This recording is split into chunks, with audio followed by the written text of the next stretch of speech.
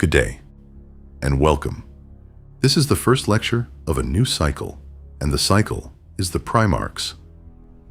20 sons, 20 arguments that never end.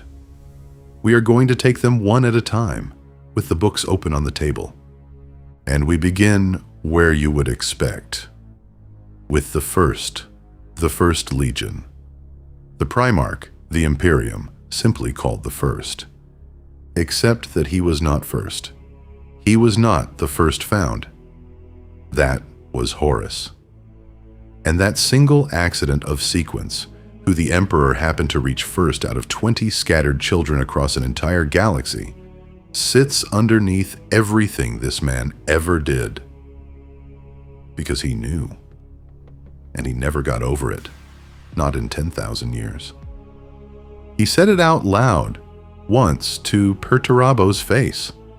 Had the Emperor found me first, I would have been Warmaster.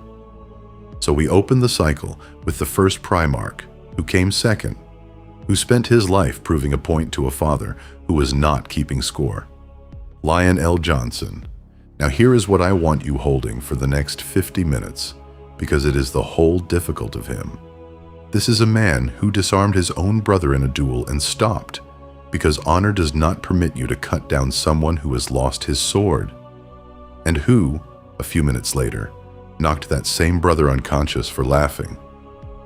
He kept another man's deepest shame through a rage that would have justified spending it, and he burned his own world with billions of people on it who had never heard the Warmaster's name.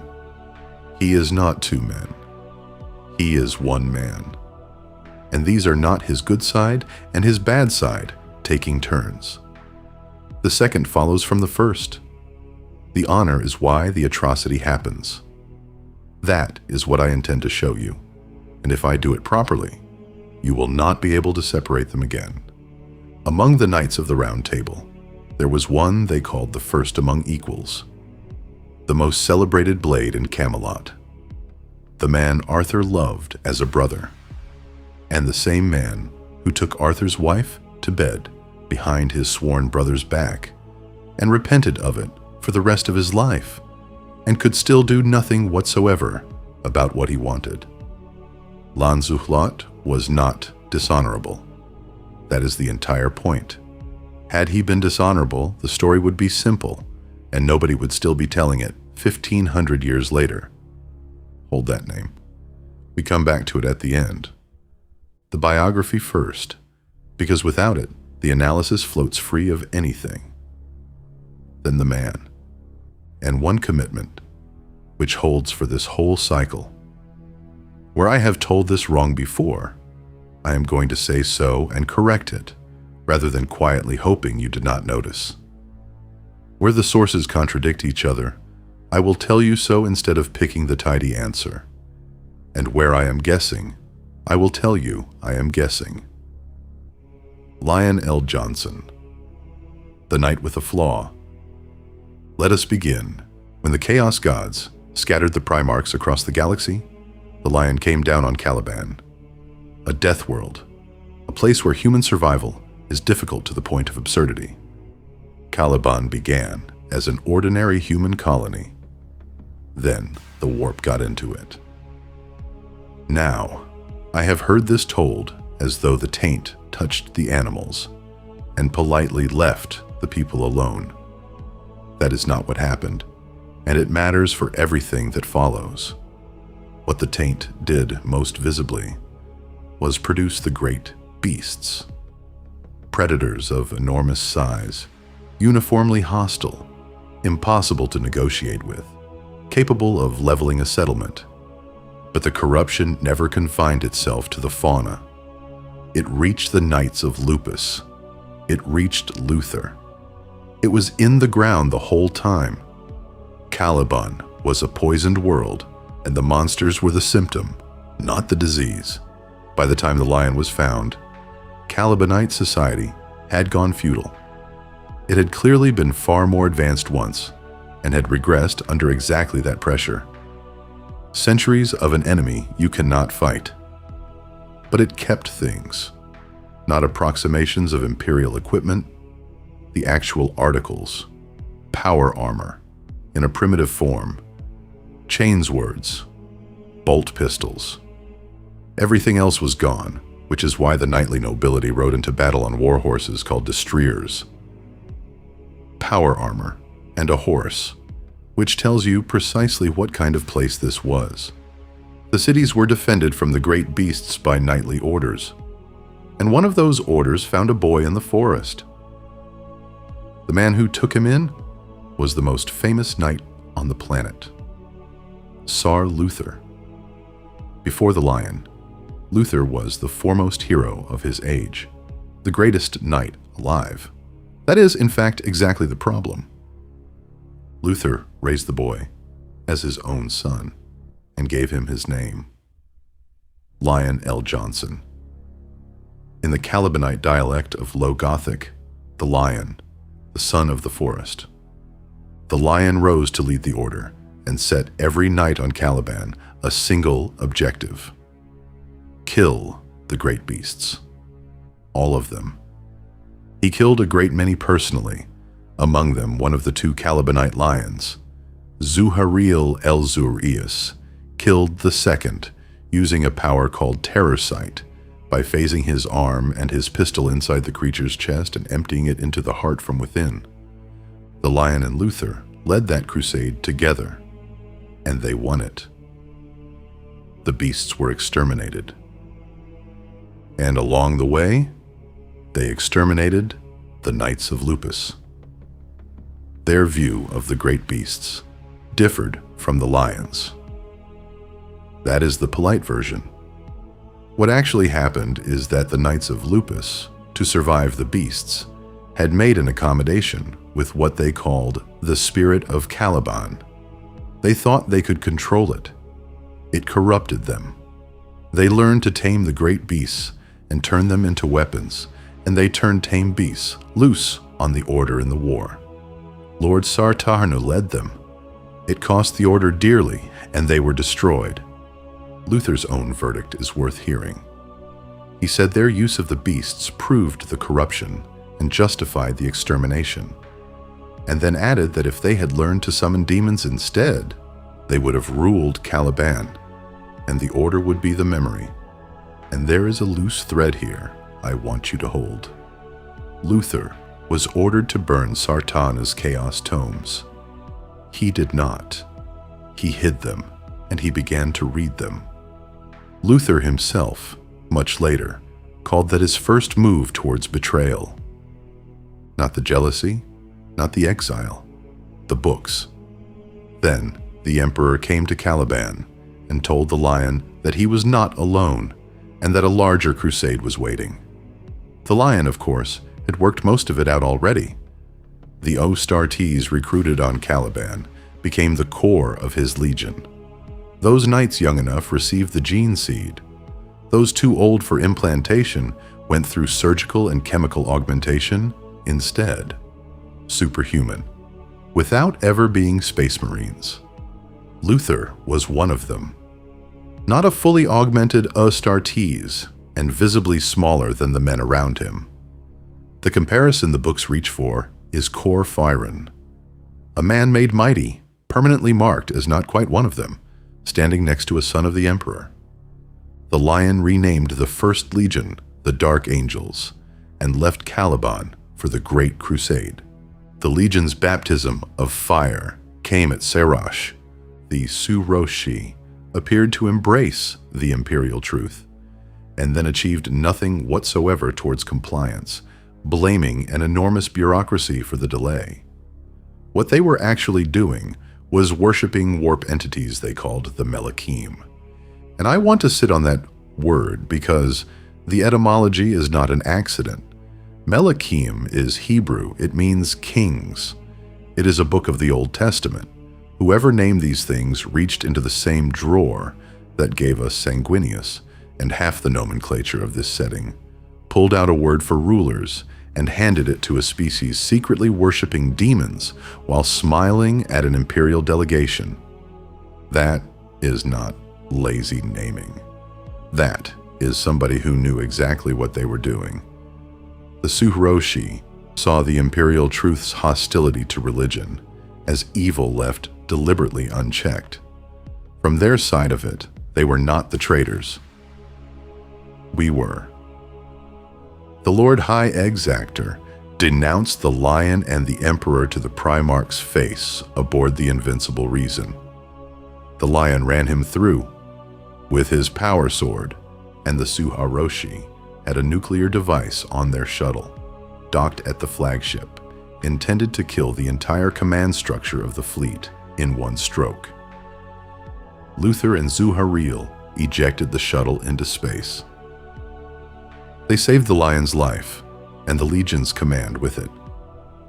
And then the Lion sent Luther back to Caliban, with Zuharil and 500 other Dark Angels, officially to oversee recruitment, officially an honor.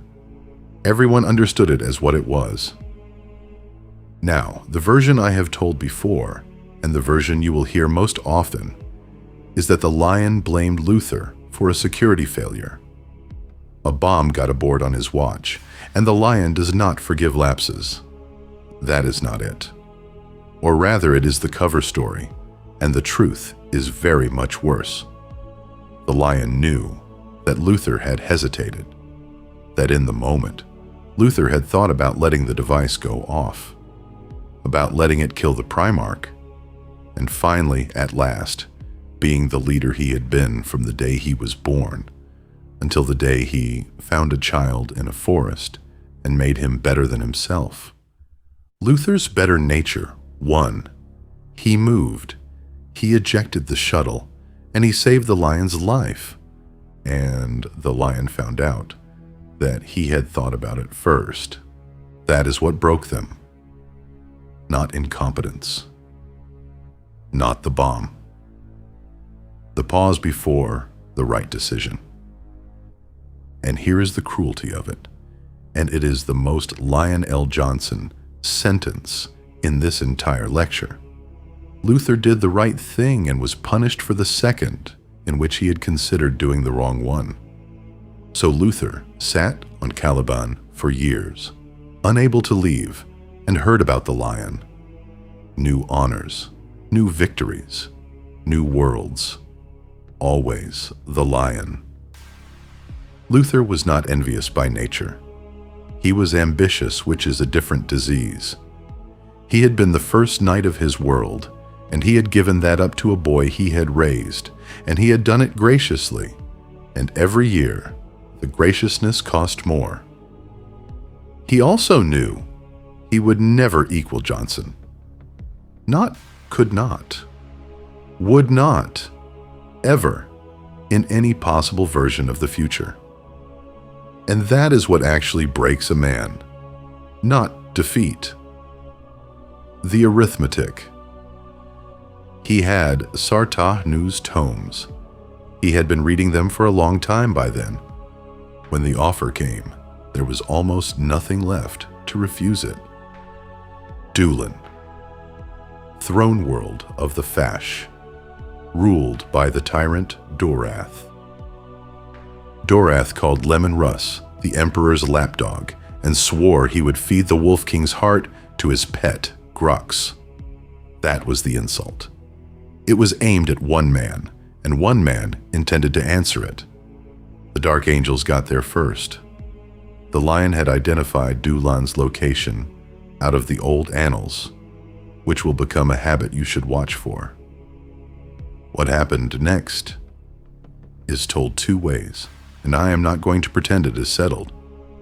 In the Space Wolves' telling, the Lion broke ranks, struck without warning, and left their flank hanging. In the Dark Angels' telling, the Lion planned the entire campaign, and Russ was the one agitating to turn a siege into a smash and grab. Pick your legion. Then the friendly fire, and this one is worth getting straight, because most of the fandom has it backwards. It was the Space Wolves who fired on the Dark Angels. Joran Bloodhowl's ship ignored repeated hails and destroyed a Fash cruiser with a Dark Angels boarding party aboard. Dozens died. The Dark Angels then opened up on the Wolves and very nearly finished them. Russ himself intervened to stop it going further. That is worth saying plainly, because it is Russ at his best, and it is about to become relevant. The brothers met. Publicly, "It is fine, brother." Privately, leaning in, "Touch my sons again, and I will tear you apart." And the lion, out of respect for knightly propriety, swore that Russ would be the one to walk into the throne room and take Dorath's head, his insult, his kill. Then the wolfen happened. Joran took 3 packs off the main assault to recover space wolves who had gone missing. Gone, that is, in the specific way the wolves do not discuss. Russ went to bring him to heel. The lion waited, and waited, and could not raise Russ on the VOKS at all. So he teleported into the throne room with the paladins of the Ninth Order, offered Doroth a final chance to surrender, and took his head off with a single stroke of the lion sword. Understand what he walked into. Doroth was ancient, frail, kept alive by 100 surgeons a day, alone, facing a primarch with a dagger. The lion offered that man terms, then killed him in one motion. Russ came through the doors and saw his brother holding the head, and the Wolf King punched him in the chest. I want that on the record, because the lion's grievance ever afterwards is precisely this. The treachery of Russ's first punch. Russ swung first. Whatever else is disputed about this fight, that is not. Blades, then fists, then out through a window, and down across the rooftops. A day and a night. The initiative went back and forth the whole way. There is a moment early on where the lion disarms Russ and does not press the attack. I could not confirm that beat against a source I trust, so I am telling you that rather than asserting it. If it happened, it is the purest expression of the man. He stops because the sword is on the floor, and honor has a rule about that.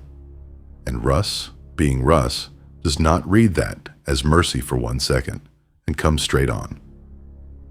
What is confirmed is the end. They come down off the roofs, and Russ stops. He looks at the burning city. He sees exactly how childish this is. 2 demigods brawling through a war zone over which of them got to kill a dying old man. And he starts to laugh at himself. It is the single most self-aware thing any primarch does in this period. And the lion does not ask. He does not ask what is funny. It does not cross his mind to ask. He decides he is being mocked, and he knocks the laughing man out cold with one final blow. He did not kill him. He never intended to kill him.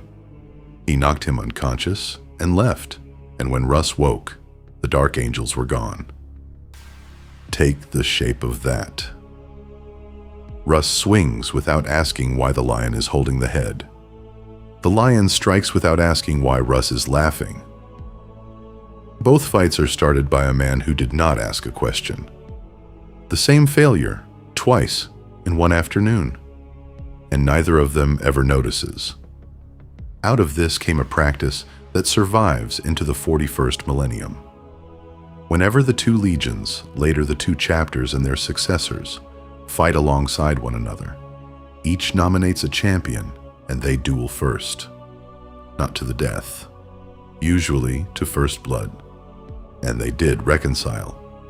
And it was Russ who made it possible. After the Siege of Terra, both of them having arrived too late, the 2 met by a fresco commemorating Dulan that had somehow survived the battle. Of all the things to survive, the lion challenged Russ to finish it, this time to the death. Russ made no move to defend himself, and the lion drove the lion sword into his brother's chest and turned the blade at the last instant so that the wound would not be fatal.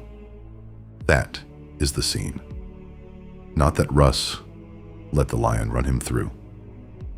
The lion chose, mid-thrust, not to kill him.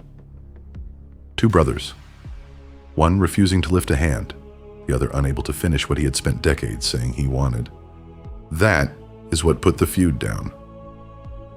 Hold on to that. He turns the blade. It will matter twice more before we are done. Before the Heresy, the Gordian League, a human confederation ruling from a set of shield worlds, allied with Xenos, refusing compliance. Then the news from Istvan reached the lion, and he understood immediately what had been done to him. Horus had put him here on purpose, not to win a war, to bury him in one. The staff estimate for disengaging was 8 solar months, and even then, the lion assumed Horus had agents in his legion, and he knew a whole legion cannot move quietly. Moving a legion takes months and announces itself. So he reasoned. A small force can do what an entire legion currently cannot. He sent reserves to the Tanugru system to defend the Forge world Diamat, correctly predicting that Horus would come for it, because Horus needed materiel for Istvan V and for whatever came after. Then he took 15 warships and went himself and destroyed Horus's landing force at the starport at Xanthus. On its own, this would have been a significant victory because Diamat held siege artillery of frankly obscene scale. They were Ordinary T Continental Siege engines. Horus commissioned them from Diamat's Forge Masters at least 50 years. Before the Heresy, during the compliance of Te Teoetnus. Construction overran. By the time they were finished, Te Teoetnus had already fallen. The guns had no war to fight, so they were put in a depot and left there against the day the Warmaster came to claim them. 2 of them are named Eradicant and Obliteratus. Hold those names. You will meet them at the drop site massacre, and again at the siege of Terra. And then Perturabo arrived, and the lion believed he was loyal. Perturabo's story was that the 4th Legion was on its way to Istvan, that Ferus Manus and the Iron Hands had raced ahead of them, hungry to be the ones to punish Horus, and that he had merely hoped to provision his ships at the starport before continuing to the front, which he now regrettably could not do, since the lion had just destroyed it. Every word calibrated. Ferus racing ahead is even true. The lie is the resupply. A small, dull, entirely credible lie, which is what makes it work. Perturabo asked how the lion knew about the guns at all. 50 Terran years earlier, the lion said, he had been studying the history of the Great Crusade and had come across a reference to them in a dispatch from Horus to the Emperor. Sit with that. 50 years ago, reading someone else's correspondence in an archive, he noted the existence of some artillery that had never been used, and filed it. And when the galaxy caught fire, 5 decades later, he pulled it back out of his head and moved first. That is not a battlefield reflex. That is a man who reads. Then he laid out the logic. If Horus survives Istvan V, Horus goes to Terra, because Horus's objective is not victory, it is the throne. Therefore, Horus needs siege guns. Therefore, the guns matter more than the battle. Every step of that was right, and he assembled it out of nearly nothing. No communications, no intelligence, a galaxy gone dark, one report of a massacre. Whatever else you think of him, watch him work here. This is the best strategic mind in the room, and the room is on fire. He told Perturabo he could not come to Istvan V because he had to prepare his legion to defend Terra, and he asked Perturabo to tell no one that he had been at Diamat at all. He had not done it for glory, he said. He had done it for the Imperium. And he worried that the whole approach, the small strike group, the cunning, the sleight of hand, could be misread. That someone might doubt him. And doubt, for the Lion, was unthinkable. Not painful. Unthinkable.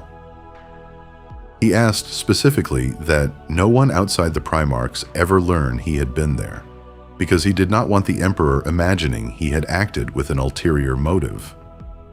Perturabo called that a very humble choice. Perturabo called it humble. He let Perturabo take the Orden Aii on one condition, that they be put to good use against the Warmaster. And the Iron Warriors, without blinking, gave their word. And then the Lion said the thing. He confessed to a certain jealousy.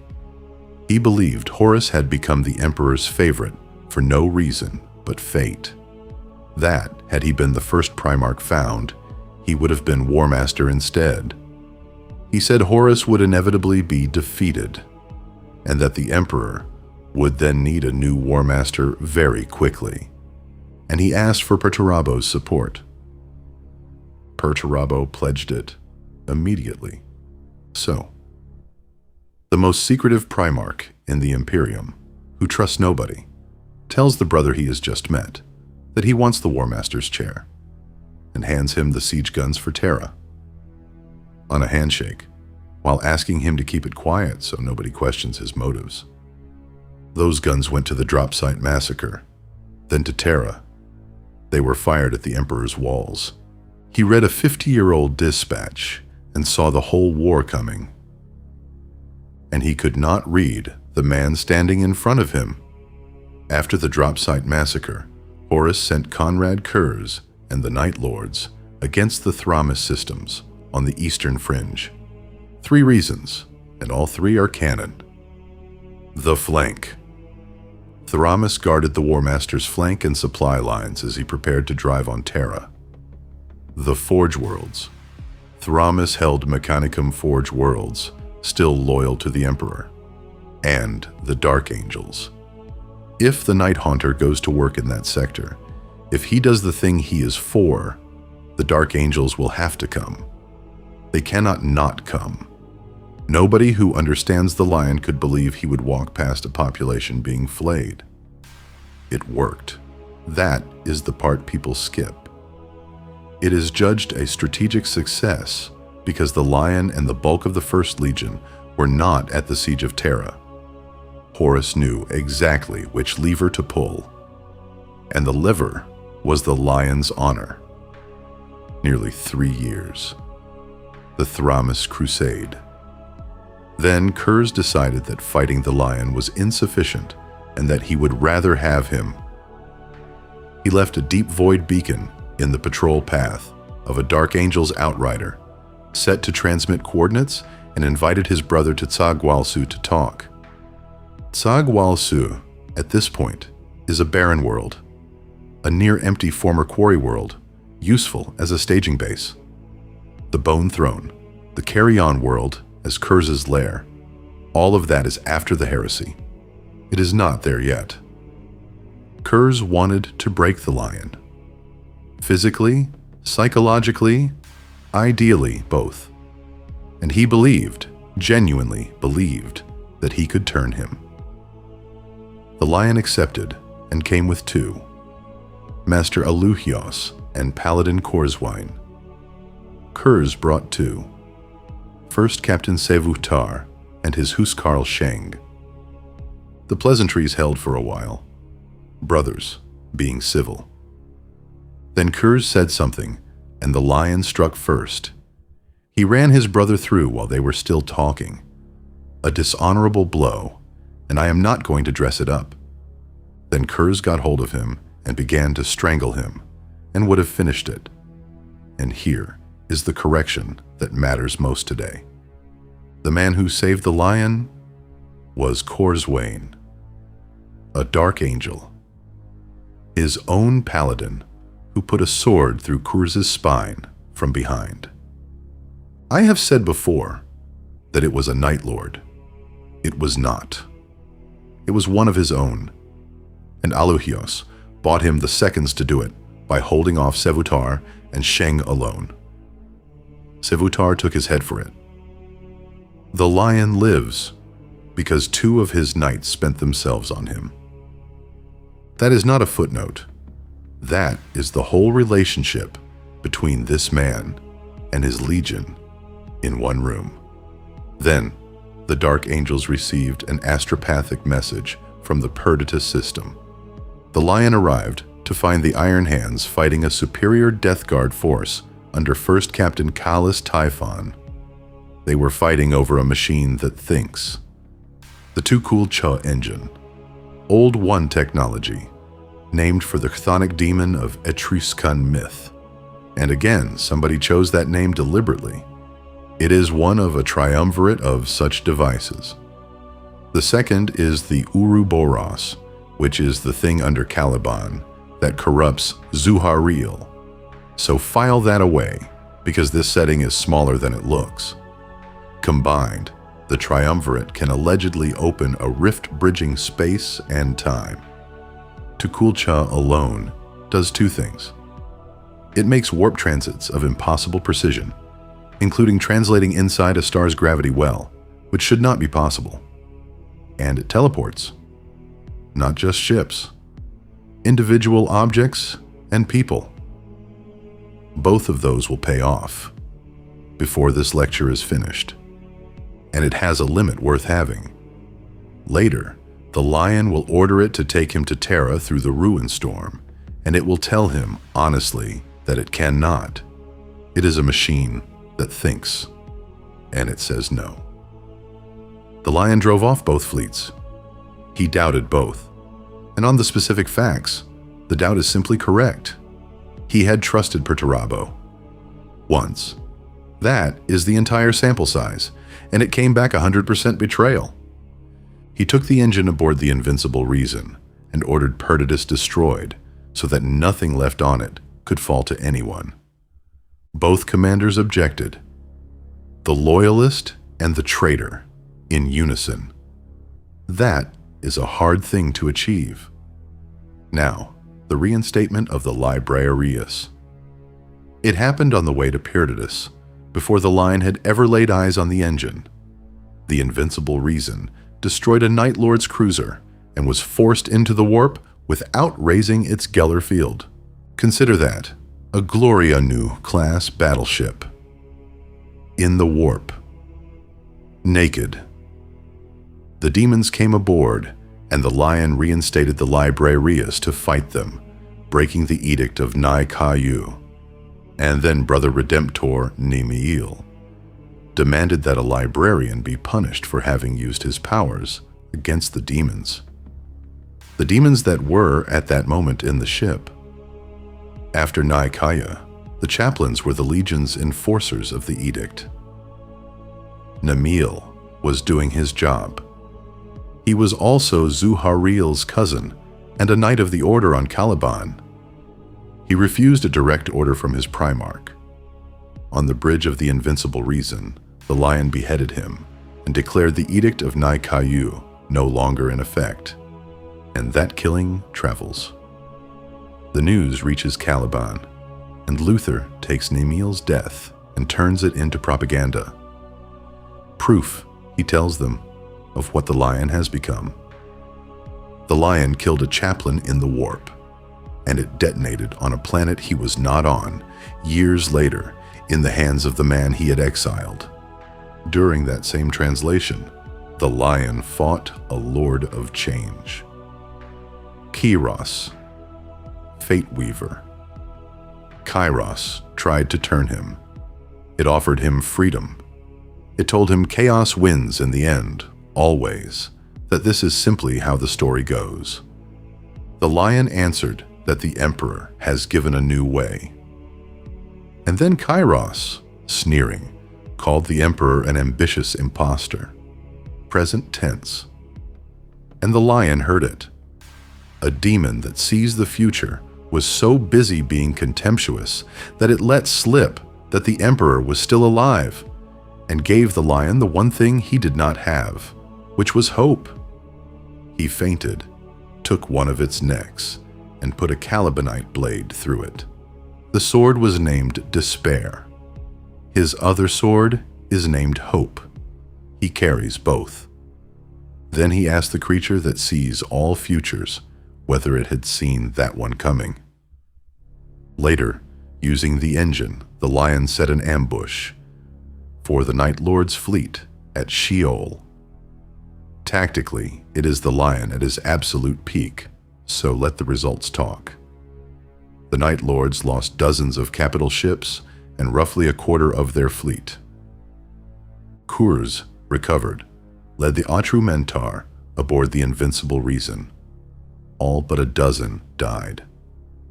Sevutar was captured with 9 of his brothers. Kurz was not.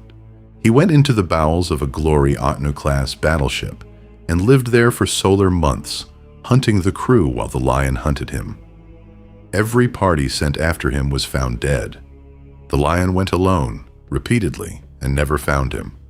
Hold that image, because it is the best one in the Heresy.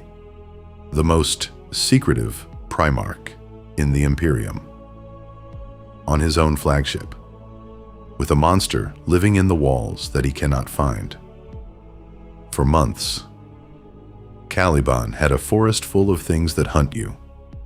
He conquered it, and then he built a ship and carried the forest with him, and something moved in it, and he could not kill it. Lorgar's ruin storm had cut the galaxy in half. The Astronomicon was gone. The Dark Angels could not reach Terra.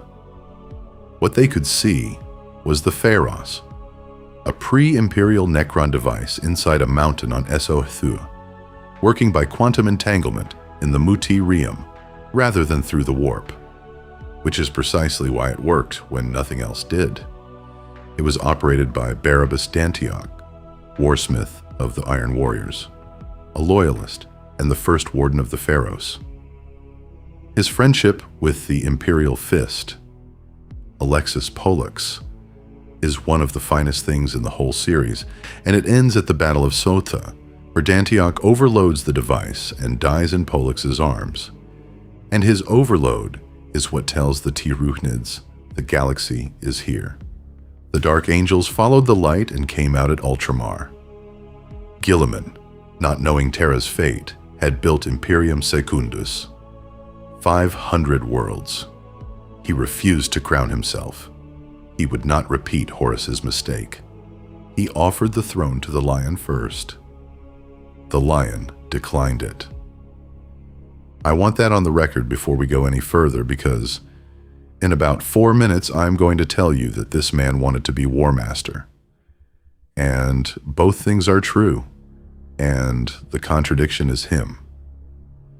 So it went to Sanguinius, reluctantly, with the title Imperator Regus, Emperor Regent.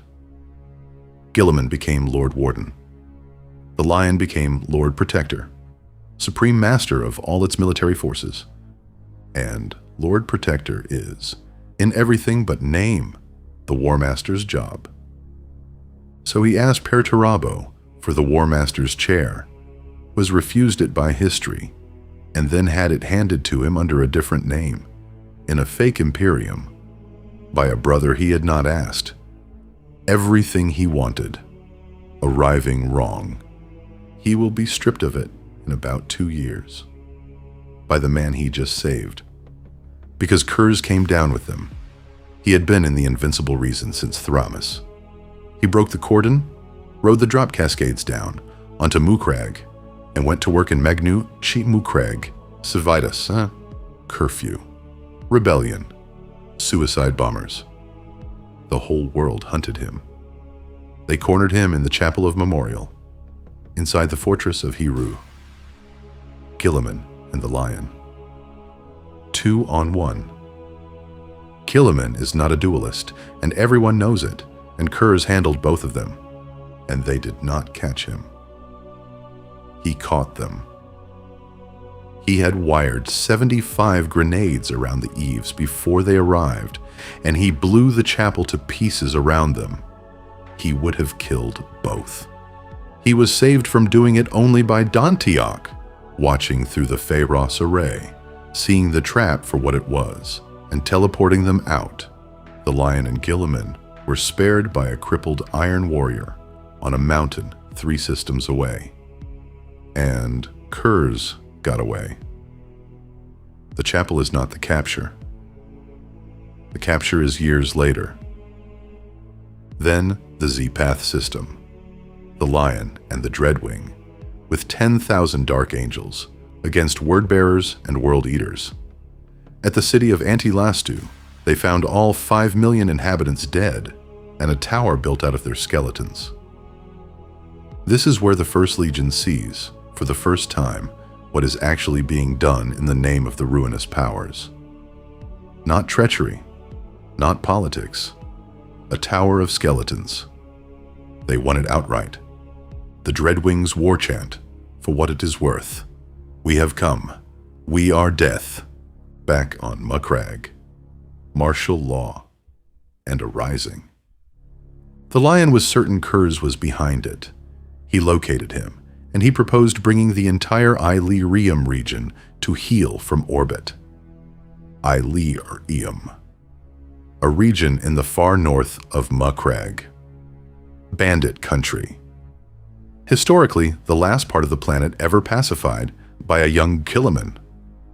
Kurz had his support base there. The Lion proposed to kill the region to be sure of the man. Sanguinius refused. He said flatly that destroying Illyrium from orbit would not even guarantee stopping Kurz, and he charged the Lion with apprehending him instead. Guilliman pleaded the moral case. But, and this is the nuance that changes the whole third act, Sanguinius did authorize the martial law and the Dreadwing deployment. He said no to one specific thing. And then the Lion broke his oath to Sanguinius and used orbital bombardment anyway, quietly. The Dreadwing burned Illyrium with phosphex and defoliants. Remember that. Kurz certainly did. Almu, Mons, is a mountain. The Gate Peak, you will see it called a city. It is not. The Lion burned it and caught his brother in the catacombs of a temple in its cave systems. He did it personally and alone. A running fight through the catacombs. Kurz stabbed repeatedly, tracked by his own blood, finally pinned to a wall on the Lion sword, screaming that the Lion was not the one who kills him. Kurz had rigged a second trap. The Lion had already found it and disarmed it, and told him so. A deliberate mirror of the chapel. I disarmed it. I am not Guilliman. I came here knowing what you are. Why did you turn from the Imperium? Why not? And then Kurz confessed. Not a defense, a confession. He told his brother there was a monster in his head that he could not stop. The Lion pulled back and said that he could not kill him, and then beat him again. He ripped off Kurz's backpack, brought him down across his knee, and broke his spine. Paralyzed him. He did not kill him. He could not kill him. So he broke him instead and carried him to Guilliman. The Triumvirate held court, and I have said 3 primarchs as accusers, which is wrong and worth fixing, because the correction is the point. They sat as judges. Legionaries were the witnesses. Guilliman insisted that justice be public and visible. Sanguinius objected. He did not want to give Kurz a stage. Sanguinius was right. Kurz admitted everything and refused to accept any guilt, because he had been made this way, and a thing built to do what it does cannot be said to have committed a crime. He was not asking for mercy. He wanted vindication. He thought he was good, Then Kurz took the lion apart. He told the court that the lion had ordered secret orbital attacks on Mukrag, that the Lord Protector had broken his oath to his Emperor Regent. The lion lunged to kill him. Sanguinius stopped him with words, and Guilliman took the lion's sword and broke it in half. Not to restrain him, not in the scuffle, because of the oath-breaking. Roboot, Guilliman, the lawgiver, the man who believed in visible justice, heard that his Lord Protector had bombed civilians in secret after swearing not to, and snapped his sword. I have told this as though Guilliman broke it to stop the lion attacking Kurz. That inverts the entire scene. It is not crowd control. It is a verdict. Sanguinius dismissed the Lord Protector, dissolved the Triumvirate, and banished the lion from Imperium Secundus. The Dark Angels left Mukrag within hours, and the lion privately handed the pieces of his sword to Holguin, who kept them, hoping to have it reforged.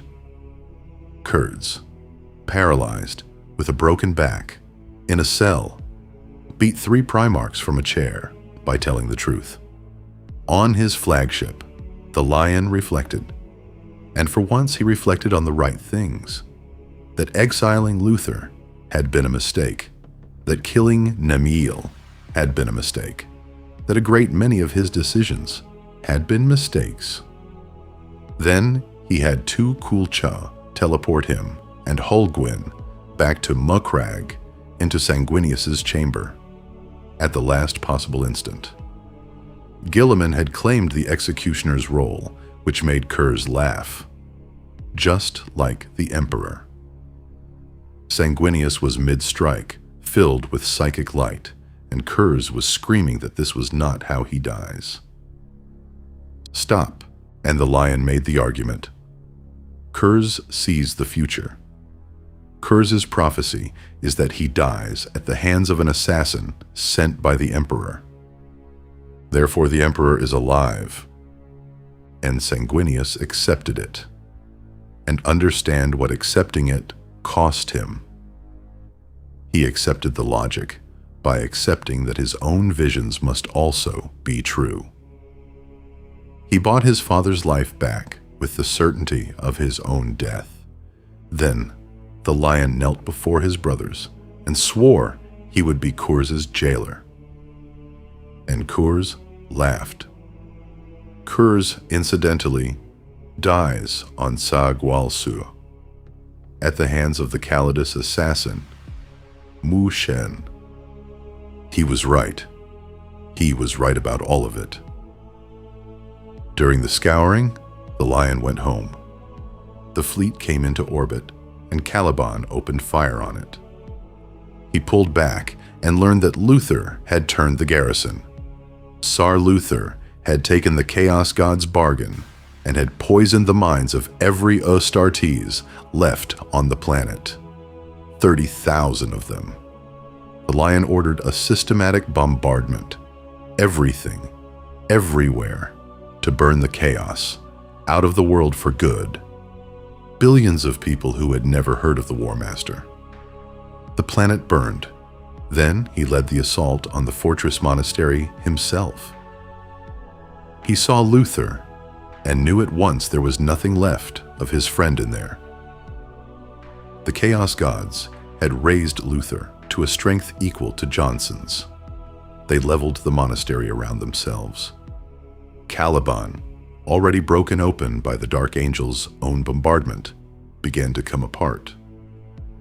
And here is where almost everyone tells it wrong, including me. Luther did not win. Luther collapsed, exhausted, spent, wide open, at the lion's mercy, and the lion could not do it. Standing over the man who raised him on the wreck of the world that made them both, with a fleet burning the sky, he could not bring himself to kill his foster father. And in that moment, in the moment of mercy, Luther struck. A psychic blow that mortally wounded him. The lion's mercy is what killed him. He turned the blade for Russ and lived. He stayed his hand for Luther and did not. Then the veil lifted. Luther saw what he had done and fell to the floor and would not fight anymore. And it was far too late. And the Chaos Gods realized they had lost. Because he was repenting. They had spent decades on him, and at the last second he was taken away from them by grief. So they sent a warp storm to tear the world apart, and Caliban, already fractured by the lion's own guns, broke. Note the causality, because it is the cruelest thing in his story. The bombardment is why the planet came apart. He shot it himself. The warp storm only finished what he started. What survived was the oldest and mightiest fortress monastery of the Order, and the bedrock under it, held together by groovitic force fields. That is the rock. Not an asteroid, a fortress, and the ground beneath it. They found Luther on it, mumbling that Jonson had been taken by the Watchers in the dark and would return one day and forgive him. The Watchers in the Dark are a native Calibanite species that predates the colony, hates the Chaos Gods, and serves the Dark Angels in what the chapter has decided is a menial capacity. They took the lion's body and kept it for 10,000 years, in secret, from the entire chapter. They deserve their own lecture, and they will get one. The legionaries who swore to Luther and were on Caliban when the storm hit were dragged into the Imperium and scattered across the galaxy. Many survived. They are the fallen. And the retcon here is genuinely elegant, so I will give it to you. The storm that scattered them was caused by a battle 10,000 years later. Azrael's use of Tukulcha at the Battle of the Caliban system threw the fallen through time, as well as space. The same machine, a closed loop. The lion picked up the engine at Perditus that his own chapter would use 10 millennia on to cause the disaster he is about to spend his death paying for. Luther was put in a stasis cell near the heart of the rock, and he will not recant. Not to Azrael, not to any of his predecessors. He has said the same thing for 10,000 years. He will confess before the lion, and no one else. They let him out of stasis to interrogate him, and use him as an oracle to find other fallen, and put him back. And then, after the great rift opened, the fallen demon prince Marbus launched a demonic invasion of the rock as a diversion and freed him. Luther is at large. His whereabouts I am not going to state because the sources contradict each other, and I would rather tell you I do not know. Now I have to correct the ending of this story, because I have told it wrong for years, and so has every Russian language lecture I have ever heard. And the version we all learned is dead. The version we learned. The lion sleeps beneath the rock in stasis, watched over by the Watchers in the dark.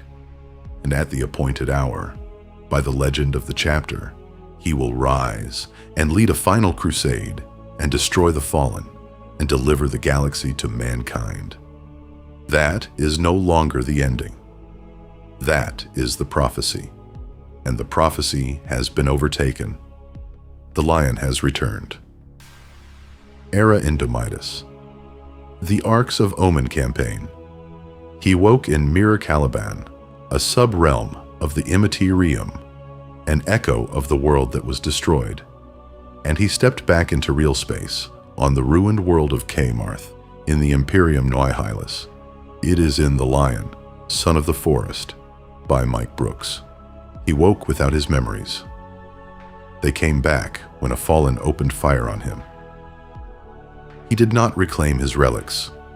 The lion sword is still lost out there since Caliban. He carries a sword named Fealty and the Emperor's shield, both found in Mirror Caliban. Azrael offered him the lion helm, and he refused it. He says he will take it back when he judges Azrael no longer worthy of it, which is either the greatest compliment ever paid to a Supreme Grand Master or the most Lionel Jonson way imaginable to accept a gift.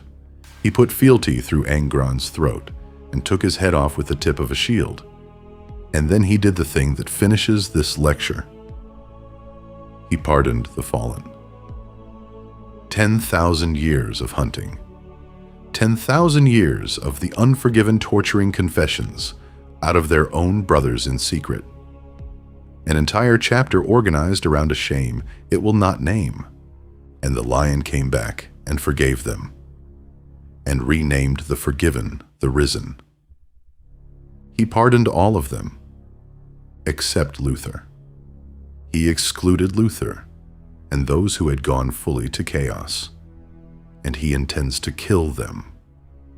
The two of them have not met. The book withholds it deliberately. So, for 10,000 years in a stasis cell under the rock, one man refused to confess to anyone but the lion. Because he knew. He always knew that the lion would come back, and that when he came back, he would understand and forgive him. And the lion came back and forgave everyone except him. I am not sure this setting has ever done anything crueler. And I want to point out that it is not cruelty. That is the horror of it. It is consistency. It is exactly, precisely what the man in this lecture would do. The same man who exiled his oldest friend for a moment's hesitation and could not bring himself to kill him at the end, and got a psychic blow through the chest as a reward for that mercy. He has not forgiven Luther for Sarosh. Not for the bomb. For the pause. Now the analysis. Some of it is subjective, and I will say so as I go. Lionel Jonson is a superb strategist and tactician, and the record makes the argument for me. Thramas, Diamat, Perditus, Sheol, Zepath. He beat forces that outnumbered him repeatedly and reconstructed the entire future of the war out of a 50-year-old dispatch. The second trait is his skill at arms, and here I want to make a distinction. The lion is a magnificent duelist and a poor soldier. Both times he fought Russ, he refused to kill. That is not nothing. But look at what it costs him. He cannot finish anything, and he cannot stop starting things. And in his favor, and I want this said clearly, because it is the best thing he ever does. At Dulan, he learned about the Wolfen, the curse Russ hid from everyone, very possibly including the Emperor, and he never told anyone. Take the man in this lecture, the impulsiveness, the fury, the readiness to burn a region to be certain of one man. Give him his brother's deepest shame on the day that brother humiliated him. Give him decades to use it. He never used it. That is a better man, the one who bombed Illyrium in secret. They are the same man on different days. I cannot reconcile them, and I do not think the books are asking me to, because the other side of the ledger is Illyrium and Caliban. He was told no by an emperor and a lawgiver and did it anyway, and lied about it, and lost his sword, his title, and his standing when a paralyzed lunatic told the truth in open court. And then he burned an entire world with billions on it to be certain of the traitors. Is that weakness? No, because he is human. He stands several rungs above a mortal on whatever scale you like. But look at the word. Edeptus, Startes, transhuman. The prefix is trans. the root is still human. And one of the things separating people from animals is precisely this: the capacity to be so overtaken by feeling that reason simply switches off. Whether that is good or bad is a subjective question, a philosophical one, arguably a metaphysical one. But every one of us has done it, not just when we were young. Every primarch made mistakes. So did the Emperor. Not one of them is complete. That is the whole leitmotif of the Heresy, and it is in every book. And what happens to those who chase perfection regardless of the cost, we know from poor Fulgrim. Genuinely, poor Fulgrim. Locked inside his own body, fully aware, having understood exactly what he had done and what it had cost, wanting to undo it and unable. Back to the lion.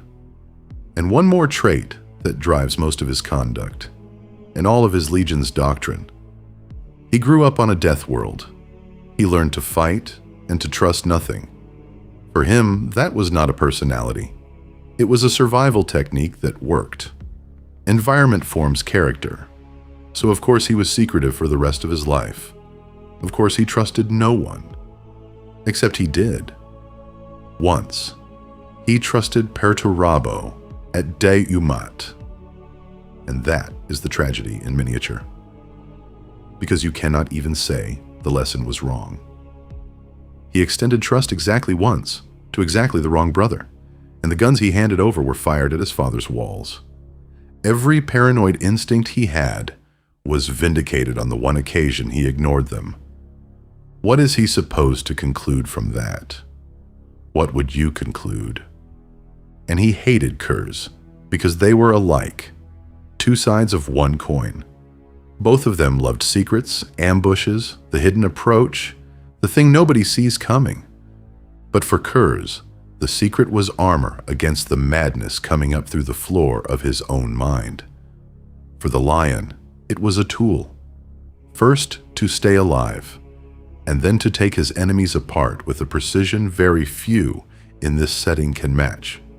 Same instrument. One man is holding it because he is drowning. The other is holding it because it wins. And the lion beat him. One-on-one in the dark, on ground. Kurs he chose. That tells you what his personal skill is worth, because Conrad Kurs is a superb swordsman. But 2-on-1, with Guilliman, they lost. Kurs handled them, and they would have died in that chapel, if not for a crippled Iron Warrior 3 systems away. In his fury, the lion stopped thinking. It never occurred to him that the Night Haunter, might have prepared the room. That is the point. The lion is a duelist. In concert with anyone else, he is measurably worse. He is not a team player. At all, in any respect. Good or bad. I will not adjudicate it. I state it as a fact and a distinguishing trait, because most of the other primarchs cooperate with their brothers to some degree, and it is partly a strength, because that doctrine, trust no one, rely on yourself, made the Dark Angels a terrifying legion, capable of hard, unpredictable decisions, and they win because of it. They also produce the Fallen. Same doctrine, both outcomes, and then there is the reflection on the flagship and the knee. He goes back, and he kneels in front of his brothers and takes responsibility for the man he broke. That is an act of contrition, and it is a knightly act, and it does a great deal, for me at least, to rehabilitate him. And he never did kill curs. Years of hunting, hatred, obsession, and at the moment he had him, he stopped, because the man was his brother. Russ could not kill Horus for the same reason. The lion and the wolf have more in common than either would ever admit, and they spent a century punching each other over it. And the last of the central traits, ambition. He never showed it on Caliban. Not to spare himself. To spare Luther, who already felt diminished next to a foster son who was better than him at everything. He hid his ambition for years to protect a man's feelings, and then he exiled him for a moment's hesitation. And that man destroyed him. And 10,000 years later, he came back and forgave everyone but him. When he joined the Great Crusade and got a proper look at his brothers, at how far from perfect they were, he began to indulge his own weaknesses, exactly as they indulged theirs. Ambition. And that is part of what drives his tactics. To be first in everything, always. To reach the objective regardless, by any available means. He wanted to be Warmaster. He believed he was more deserving of it. I do not agree, and my reason is the one I have already given. He is not a team player, and the Warmaster's job is other people. But keep the two facts side by side. He asked a stranger for the Warmaster's chair at Diamat, and when Guilliman actually offered him a throne at Mokrag, he said no. He wanted it earned from his father, on the record. He did not want it given. That's not modesty. That is something much stranger. And much more like him. To sum up, the Lion is an excellent strategist and an excellent warrior. Acting alongside anyone else, he is markedly worse. He is noble and impulsive, and he surrenders to feeling at the cost of logic and humanity. He is secretive to a fault, and trusts nobody, and that to a degree is an advantage the Dark Angel's doctrine is built on. He is, without question, a contested character, and the detailed version only confirms what I said in the very first lecture, the one on the archetypes of Warhammer. Months have passed. I have read a great deal since. My view of the Lion has not moved. The archetype is a knight, but not the knight without fear and without reproach. It is, as I said then, a knight with a flaw. He is not Arthur Pendragon, because Arthur is idealized and thoroughly romanticized, nor is he Mordred, who is unprincipled, dishonorable, and capable of betrayal. The Lion is not capable of betrayal. He is not unprincipled, and he is not dishonorable. Whatever else he is.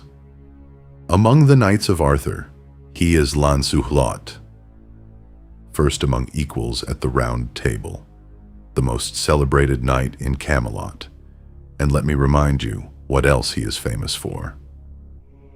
He loved Guinevere, the wife of Arthur, and behind the back of his king and sworn brother, he took her to bed. He reproached himself.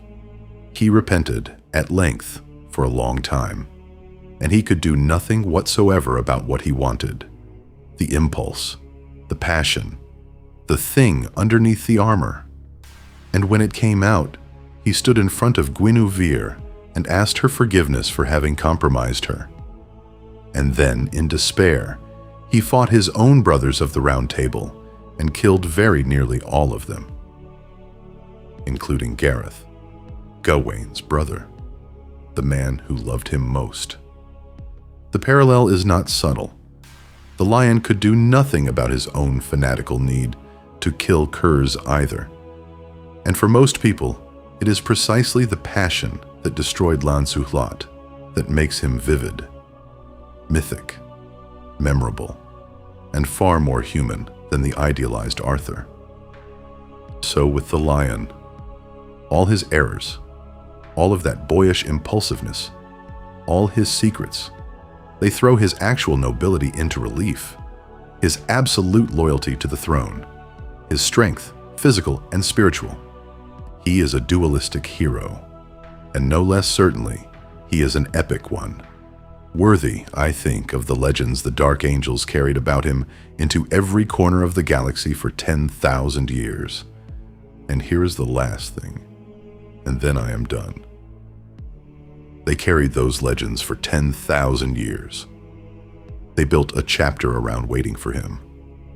Every Supreme Grandmaster, every Interrogator Chaplain, every torture cell on the rock, all of it organized around the certainty that the lion would come back and make it right. And under all of it, in a stasis cell, one old man who had raised him, waiting to be forgiven. And he came back. Lancelot went to the grave, never having been absolved by Arthur. The lion came back and had the absolution in his hands and gave it to 30,000 strangers and walked past the door. Thank you for listening to the very end. If this deep dive was worth your time, drop a like and subscribe. There is far more of the Long War still to explore. Until next time, transmission ends. The Emperor protects.